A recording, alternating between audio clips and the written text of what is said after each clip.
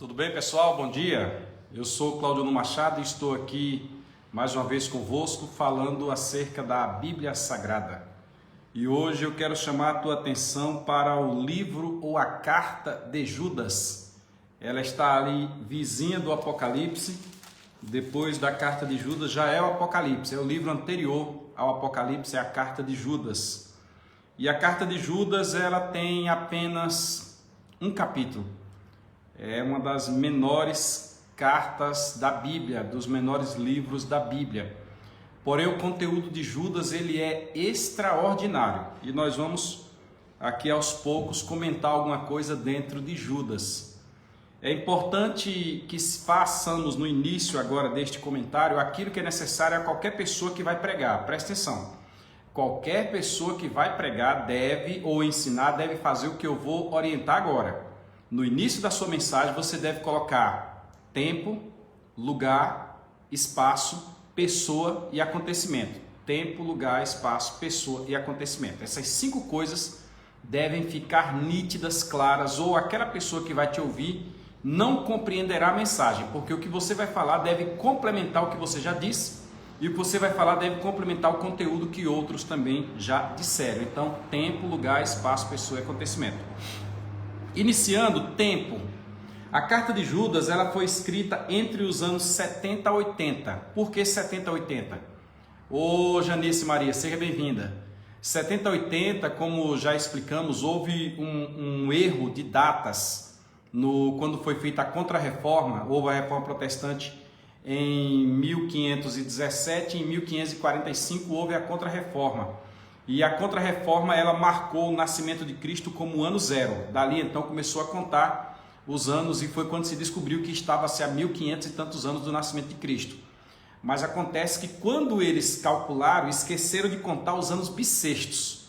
Então eles erraram a data. A data sempre tem 3 anos a mais ou a menos. Então a referência que nós temos aqui, do ano 70 a 80, primeiro lugar, porque não se sabe exatamente quando aconteceu. Segundo lugar, porque qualquer data que seja fixada está 3 anos a mais ou 3 anos a menos. Costuma-se até dizer que Cristo nasceu antes de Cristo. A data que está marcada para o nascimento de Jesus Cristo, ele já teria nascido há 3 anos antes.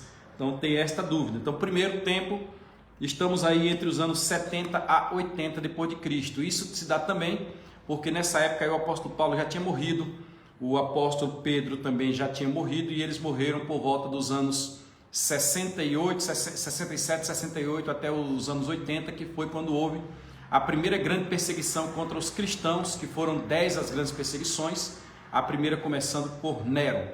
Ô Marilene Moura, como é que você está? Tudo bem? Se alguém tiver dúvida dessa questão das grandes perseguições, você vai encontrar no livro dos Mártires. No livro dos Mártires você vai encontrar essas 10 grandes perseguições. Tempo.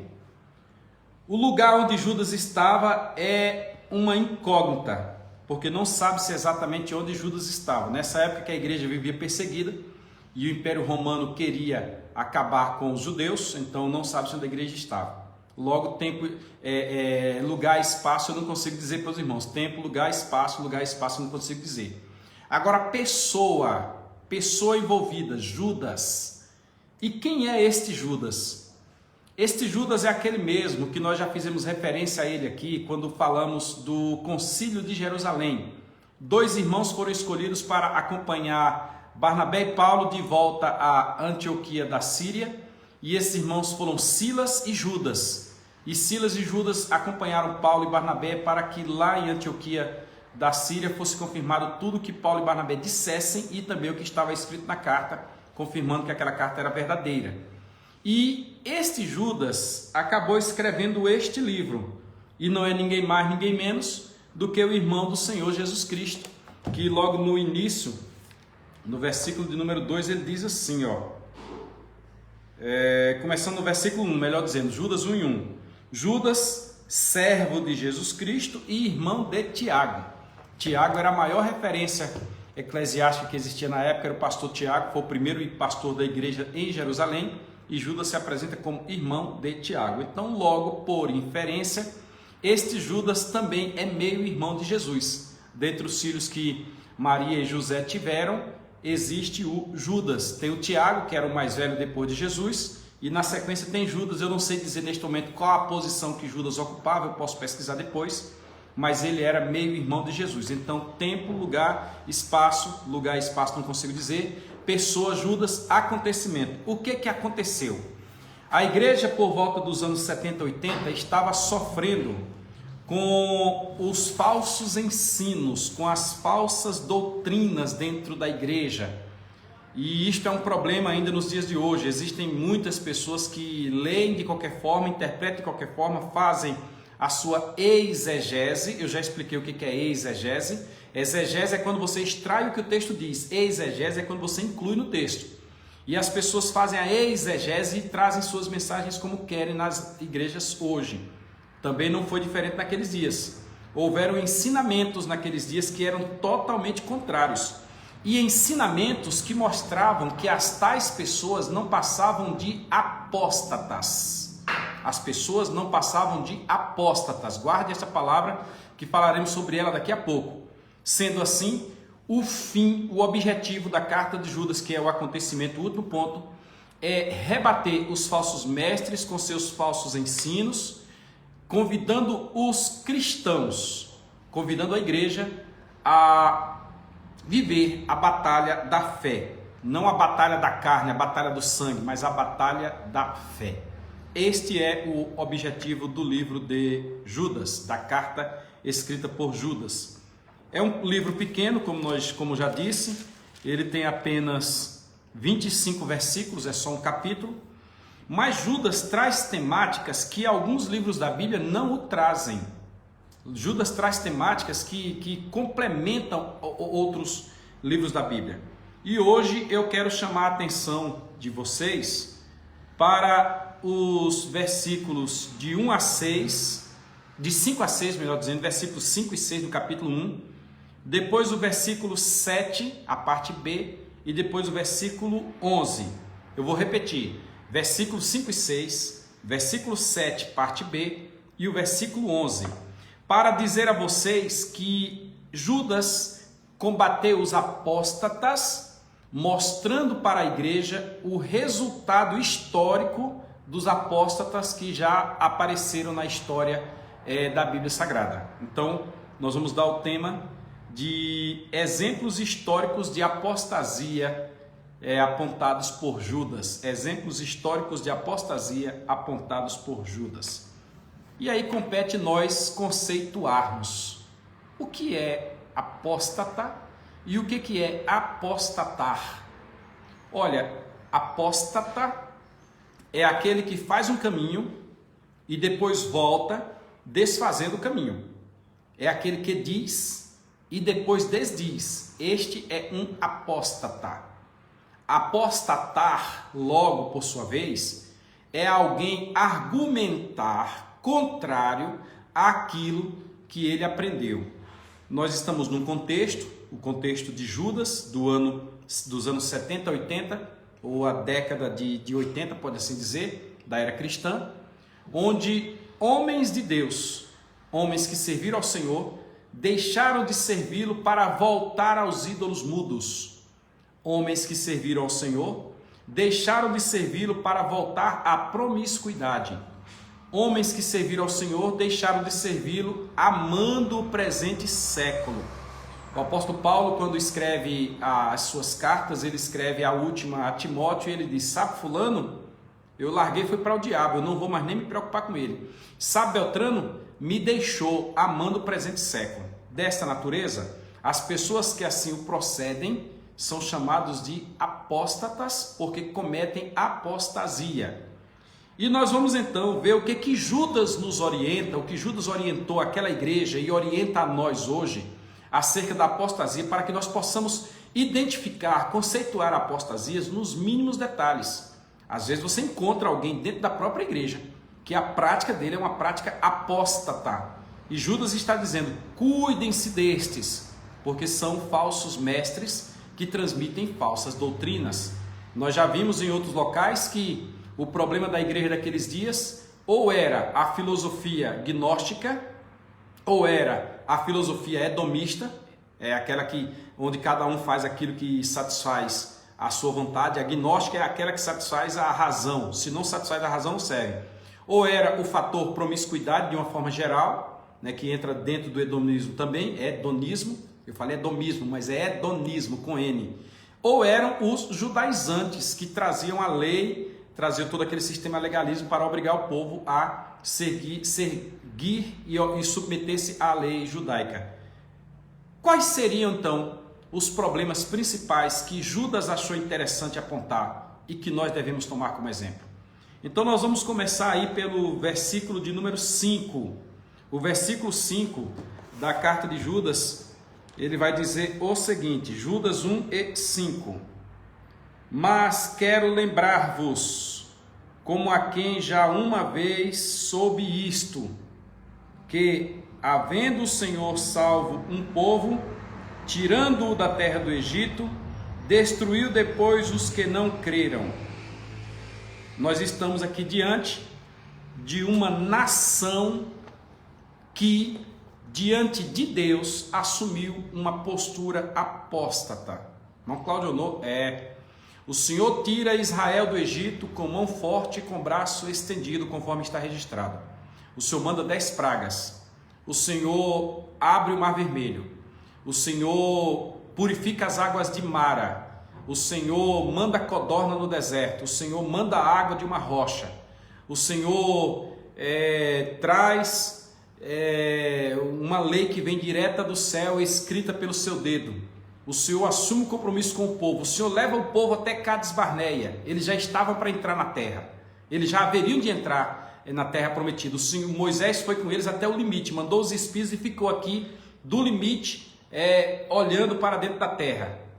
E o povo vai, retorna, e agora retorna murmurando contra Deus. Retorna dizendo que aquilo que Deus fez não deveria ser feito a ninguém. Porque Deus estava levando o povo para ser morto naquela terra, quando era o contrário. Deus levava o povo para uma terra que manda leite e mel, e Josué e Caleb mostraram isso quando trouxeram um cacho de uva pendurado num pau, carregado por 2 homens. E o povo volta atrás e diz, é melhor voltar para o Egito e comer cebola. Você já imaginou? Esta situação do povo não chegou bem nos ouvidos de Deus. Este ato do povo não cheirou bem as narinas de Deus.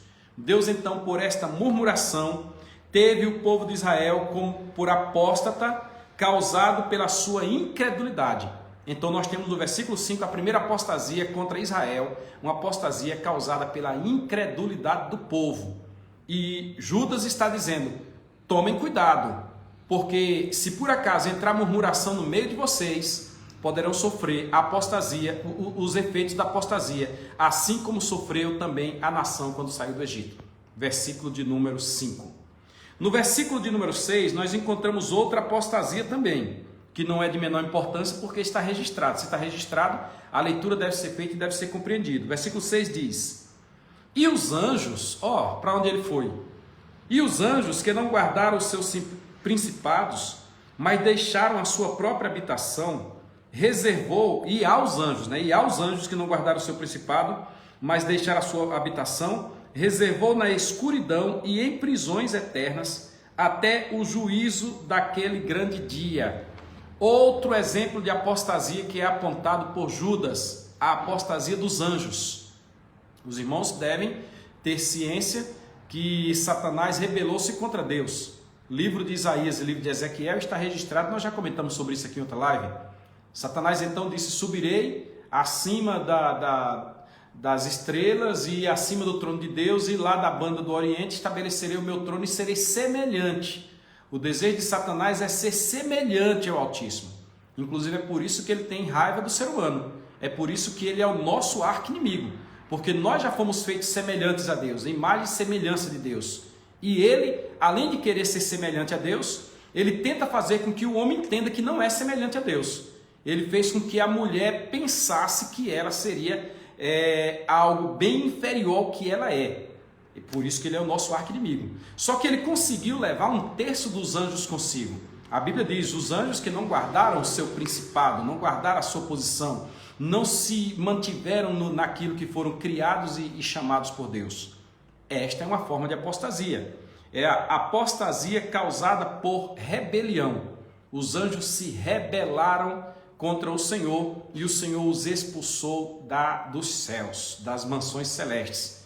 Primeira apostasia, uma apostasia pela murmuração, uma apostasia pela incredulidade, agora uma apostasia por rebelião. Aí eu pergunto a você que está me ouvindo, será que o contexto do que vem ocorrendo conosco não seriam apostasias também? Será que não tem havido murmurações, incredulidades? Será que não tem havido rebeliões? Isto é apostasia. Isto é apostasia. E olha que não fica muito distante do pecado de idolatria não, de feitiçaria não. Vamos à frente. Nós temos dois exemplos, de Israel, a nação, e exemplo dos anjos que não guardaram o seu principado. Vamos à frente que temos mais alguma coisa. Ainda no capítulo 1, que só tem um, ainda em Judas, melhor dizendo. Oi, Tânia, tudo bem? Nós temos o versículo 7, a parte B, que diz assim, eu vou ler todo o versículo 7, mas vamos focar na parte B.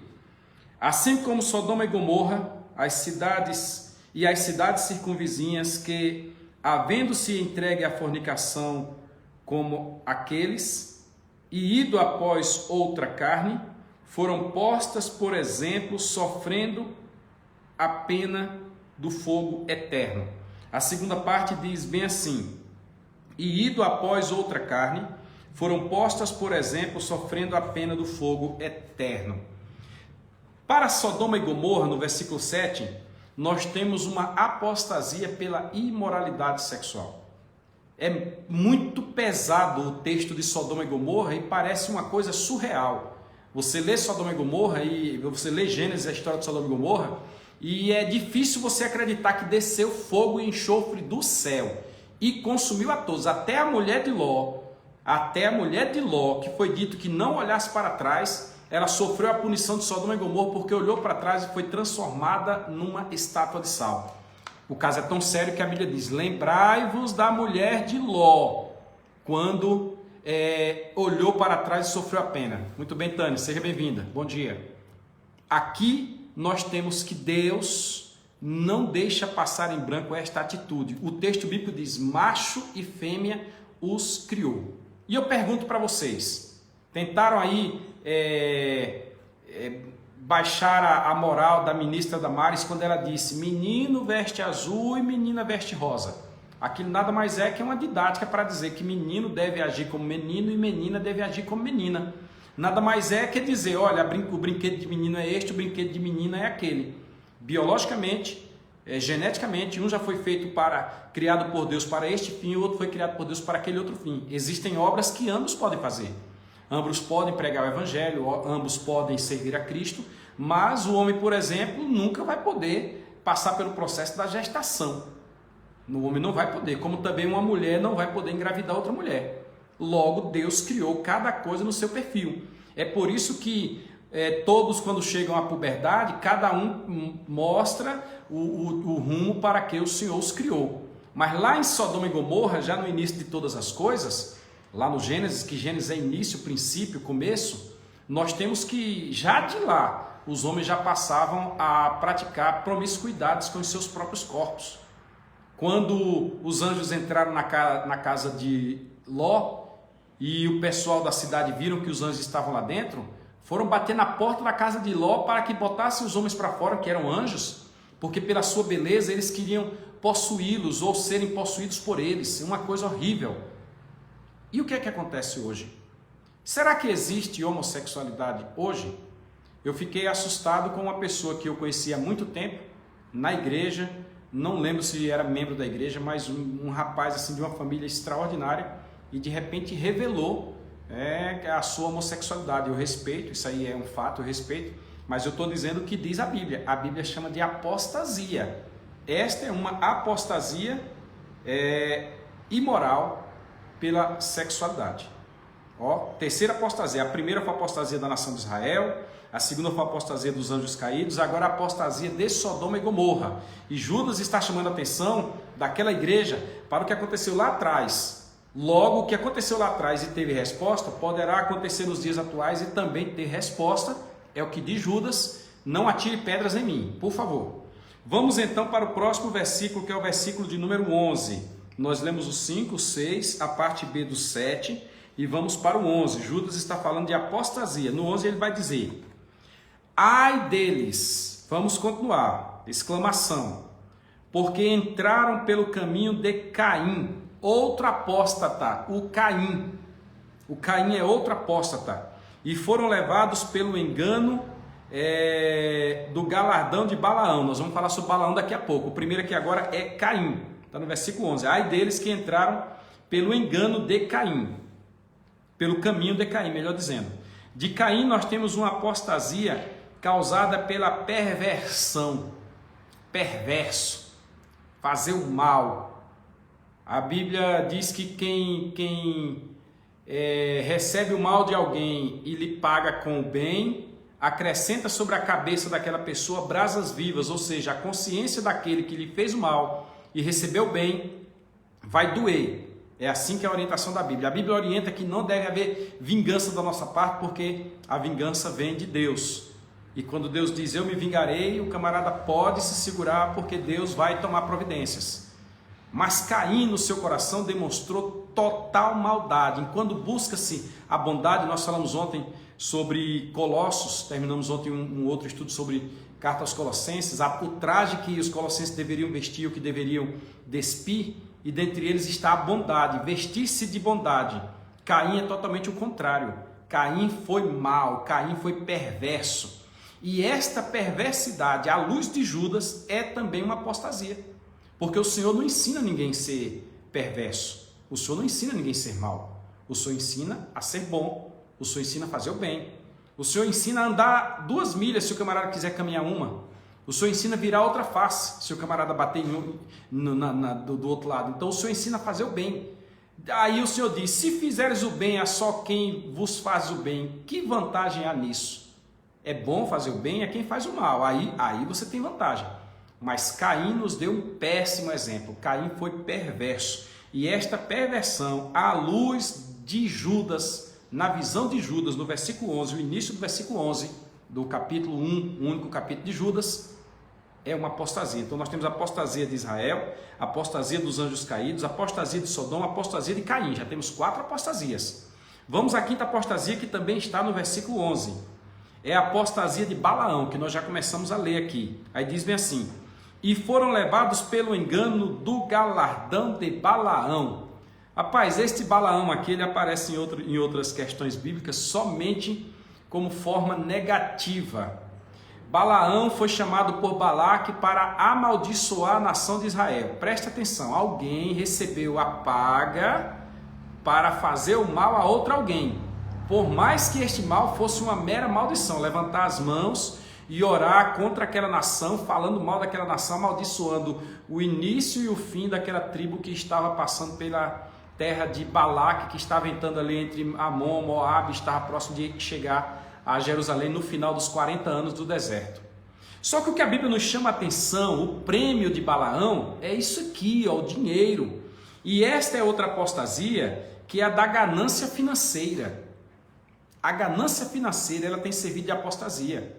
Vez por outra você encontra pessoas que seus lábios dizem uma coisa, mas o seu exemplo diz outra. E já, como diz meu pastor, o exemplo é que arrebata. As palavras podem até convencer, mas o exemplo arrebata. Meu pastor disse que certa pessoa estava pregando e alguém estava dizendo: fala mais alto, porque lá fora tem um barulho que está atrapalhando ouvir a tua voz. Aí a pessoa começou a falar mais alto, depois perguntou: e quem é que está falando, quem é que está fazendo esse barulho aí fora? E a pessoa foi e respondeu: são as tuas ações que estão aqui fora falando mais alto do que as tuas palavras. E aqui, o prêmio de Balaão, aqui o prêmio financeiro, o apego às coisas financeiras, nos leva ou nos obriga a voltar lá nas palavras de Jesus. Onde estiver o vosso tesouro, aí estará o vosso coração. É um negócio muito forte. Às vezes nós encontramos pessoas que dão ênfase a um pedaço de terra, dão ênfase a uma casa, dão ênfase a uma fazenda, dão ênfase a uma chácara. Aí eu fico pensando, se cuidasse de repente desta possessão de terra, como de repente cuida da obra de Deus, de repente a obra de Deus teria o mesmo resultado que teve também a possessão de terra. Pessoas que não conseguem perceber que estão fazendo os seus cultos a Mamon, mas não conseguem perceber. Pessoas que mesmo havendo alguém passando dificuldade, a pessoa faz questão de mostrar a roupa nova, o carro novo, a viagem, a aquisição. E Judas olha para essa situação e diz: irmãos, vocês tomem cuidado.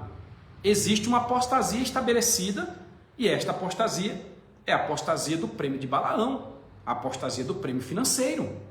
Ou seja, fala-se mais com os lábios e pratica-se menos com as obras, demonstra-se menos com as obras. Tiago, se entrar em cena nessa questão, Tiago vai dizer: mostra-me a tua fé pelas tuas obras. Tiago diz isso. Então esta é a quinta apostasia, que é a apostasia de Balaão. E a última das apostasias que nós vamos apresentar nesta rápida live aqui é a apostasia de Caim, de Coré, que também está no versículo 11 aqui do único capítulo de Judas. Diz assim, depois de Balaão: e pereceram na contradição de Coré. Quem foi Coré, gente? Coré ou Corá, como você vai encontrar na Bíblia Sagrada, ele foi um personagem que viveu nos dias de Moisés. Era um grupo, sabe aqueles grupinhos que existem? Grupo não é interessante em lugar nenhum. Se for para orar e fazer a vontade de Deus é bom. Agora, se for para seguir o exemplo de Coré aqui ou Corá, não vale nada. A igreja de Corinto, a igreja cheia de dons, a igreja cheia do poder, a igreja cheia de coisas, era cheia de grupo. Tinha 4 grupos identificados em Corinto. O grupo de Paulo, o grupo de Pedro, o grupo de Apolo, o grupo de Cristo. Pense numa confusão. Todo mundo ali dentro da igreja de Corinto quer mostrar que é melhor, que é mais espiritual, que não sei o quê. E a unidade não existia. Quando esses grupos se reuniam para comer na festa ágape, que é a Santa Ceia de hoje, meu irmão, a coisa pegava. Eles pegavam os mais fracos, colocavam de lado e se reuniam ali. E quem fosse deles comia primeiro e comia o melhor. E Paulo escreve dizendo: gente, quando vocês se reunirem para comer, esperem uns pelos outros para que não se reúnam para condenação. Se alguém tem fome, come em casa. Porque a intenção aqui não é banquetear, não. A intenção aqui é lembrar o sacrifício de Cristo, a sua carne e o seu sangue.